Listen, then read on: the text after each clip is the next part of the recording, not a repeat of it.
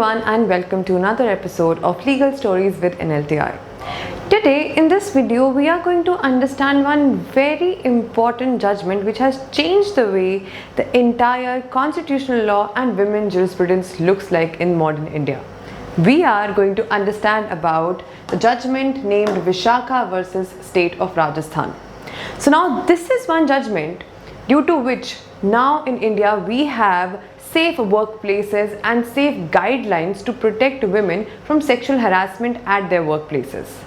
What is the background of this judgment? Let us understand. Now this case originated from a very tragic experience with Bhanwari Devi, who was a Dalit social worker in 1992 while performing her official duties tried to stop a child marriage in her village.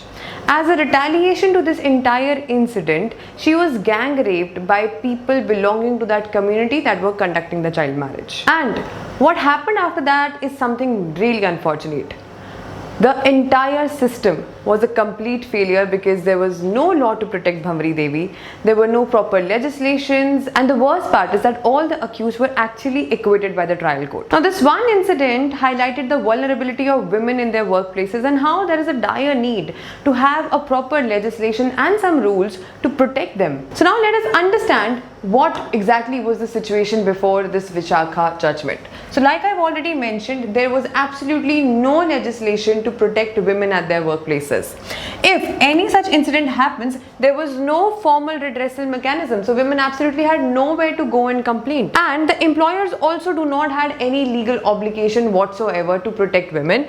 Only the legal provisions available under IPC, which were dealing with general crime, were available to women to protect themselves at their workplaces if any such incident happens, since there was increase in women in workforce. So it was realized that there is absolute need for having proper regulations to actually protect women. So now what actually happened due to this one incident with Bhanwari Devi?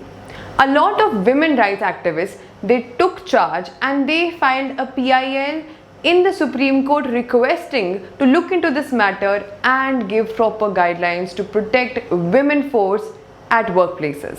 Their constitutional argument was that such incidents are actually violation of Article 14, 15, Article 19 and Article 21 of women, along with a very recent treaty that had been ratified, CEDAW. Now let us understand the constitutional basis of the Vishakha case. So the articles that built the Vishakha case were Article 14, that talked about right to equality, Article 15, which talked about no discrimination on the basis of sex, Article 19 clause 1 subclause G, which talked about right to profession, that how such absence of law is actually against right to profession of women, Article 21, which talked about right to life and dignity, Article 32, which talked about right to approach Supreme Court through writs, and the International Treaty of CEDAW 1993. Now after this PIL, the Supreme Court in August 1997, through a Supreme Court judge bench led by Justice J.S. Verma, Justice Sujata Manohar and Justice B.N. Kirpal,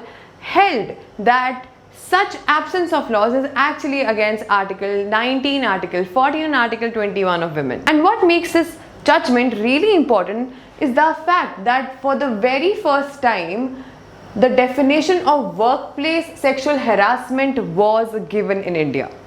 Also, it was made mandatory for the employers to prevent such incident at their workplaces, to promote awareness and redressal of such incident if that happen at their workplaces.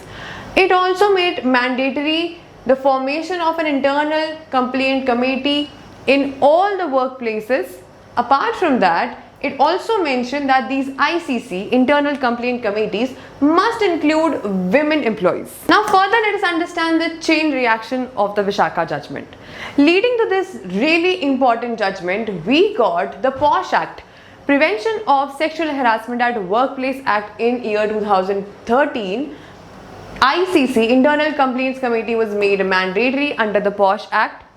Local Complaints Committee was made for unorganized sectors, and this judgment has been used as judicial precedents in several other judgments related to similar issues. So now if you are preparing for CLAT, Few things that you have to keep in mind. First of all, the name of the case is Vishaka versus State of Rajasthan. It was pronounced by Supreme Court of India in the year 1997. The bench that has pronounced this judgment had Justice J.S. Verma, Justice Sujata Manohar and Justice B.N. Kirpal. The petitioner was Vishaka, who was a women rights activist. The actual victim was Bhavari Devi, who was a Dalit social worker working in Rajasthan. And the constitutional articles that were invoked were Article 14, 15, Article 19, Article 21 and Article 32.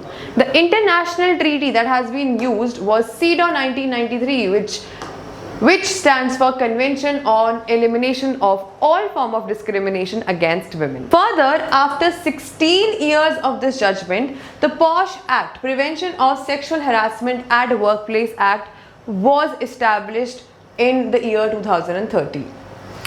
So this was something that I had to share with you through this video. I really hope that you found this video useful. Thank you so much for watching and stay tuned for more.